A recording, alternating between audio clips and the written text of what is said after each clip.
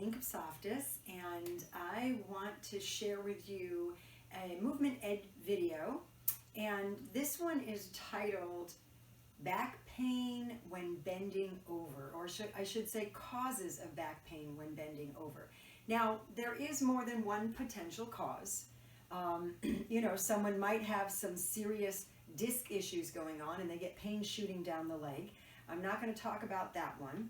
Right now, what I'm going to talk about is if you go to bend forward for any reason, maybe it's to tie your shoe, or maybe it's to pick something up off the floor, or maybe it's to get something out from underneath the kitchen sink, and you experience back pain. You might find this surprising to learn if you haven't followed my content for any amount of time, but very often you can resolve back pain by ignoring the low back and addressing the areas that are the potential culprits, or the reason that the low back is complaining when you bend forward. So let me explain a little bit about anatomy, just so that you'll understand what I'm talking about. Your spine has 4 segments: the neck, the trunk, the low back, and the pelvis.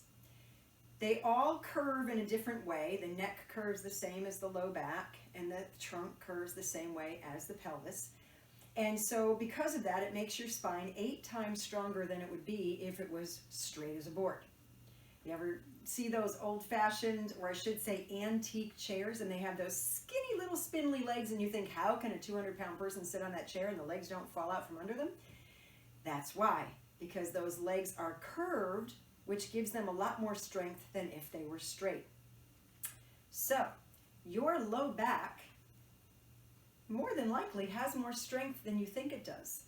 The problem may be below the low back, which is the pelvis, specifically the back hip or the front hip. Now, my last movement education video talked about pain when you stand up from sitting and how the front of the hips can really yank on the lumbar spine when they get tight and you sit a lot. This is the opposite when you bend forward. What's causing the pain? It can be the fact that your backside and your hamstrings, so the backside of the body, the posterior chain, has lost its ability to control you bending forward because it's lost strength or motion, or both, and so it can't hold on. It can't keep you from falling forward. So guess what has to kick in and make up for that lack? The low back muscles. So now the low back says, whoa, whoa, whoa, whoa, nobody down there is helping me, and I'm trying to do this all by myself. So guess how you can help this problem if that's the cause of your low back pain when you bend forward? You strengthen your glutes and your hamstrings.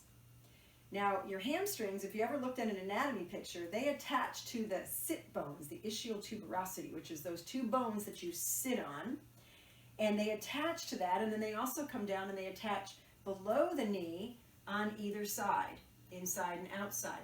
So they also control your knee when you walk, and that'll be a different video. But for now, what we're talking about is where they attach to the ischial tuberosity, or the sits bones, and how they kind of control that motion as you bend forward. So you want to make sure that those muscles know how to get longer with control. That's eccentric control. When a muscle gets shorter, when my bicep gets shorter, that's concentric. When I lower, if I'm holding on to a weight, let me show you. If I'm holding on to a weight and I lower that with control, that muscle's now getting longer under tension, and that's an eccentric contraction. We want your hamstrings to be able to do the same thing. You want those hamstrings to get longer as you bend forward and help to control your motion, have some strength and some power in them, right? So what do? We don't just start off trying to do a motion that we can't do without pain. We back up and we start off with smaller motions. So we may try something very simple, holding on for support. So say you're at the kitchen sink and you're holding on to the kitchen sink and you have a chair behind you and you go to pretend you're going to sit down. That's getting those hamstrings longer up toward the sits bones, and your glutes are working as well. And then you come back up. So you're holding on, you're nice and safe, but you're working those muscles in a way where things are going backward as they load. So it's not feeling like it has to keep you from falling. So everything feels safe, you're holding on, but it can really make a difference in getting those muscles stronger, right? Now, there are lots of ways to get those muscles stronger, but this is probably the safest way to start, especially if you've got any kind of balance or stability issues, if you've got a lot of pain.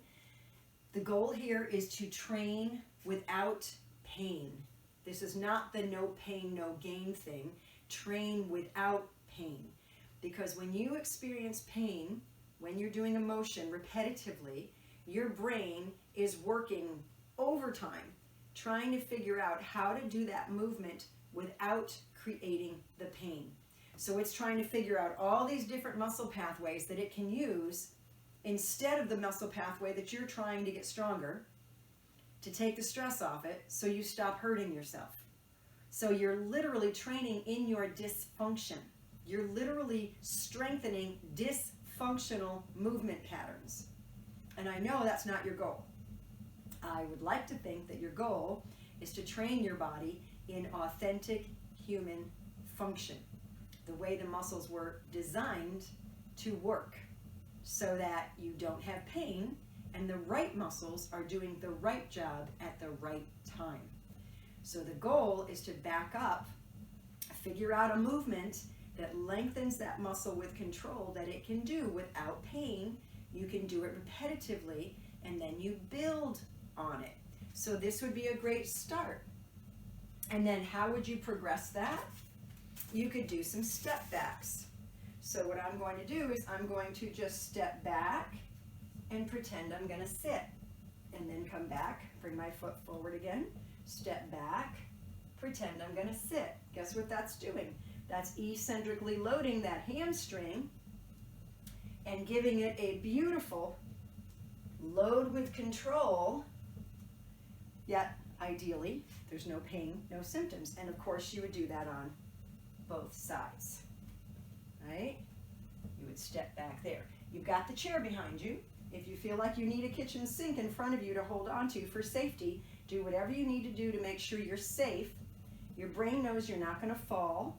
You're not experiencing pain, so the brain is not trying to find this dysfunctional pathway to use to stop the pain. And so the hamstrings are going to be loading very nicely, and so are the glutes, which is the most powerful muscle in the body. And if you struggle to push open a heavy door, it's not that your arms are weak, it's that your power source is weak, because every action requires an equal and opposite reaction in order for it to be accomplished. So pushing open the door requires your feet to push into the floor in an equal and opposite force to open the door. If you don't have the power strength here, guess what? You're going to struggle to open that door. But that's a whole nother Movement Ed video. So I hope you enjoy these. I enjoy making them. Please feel free to comment, and I look forward to seeing you next time.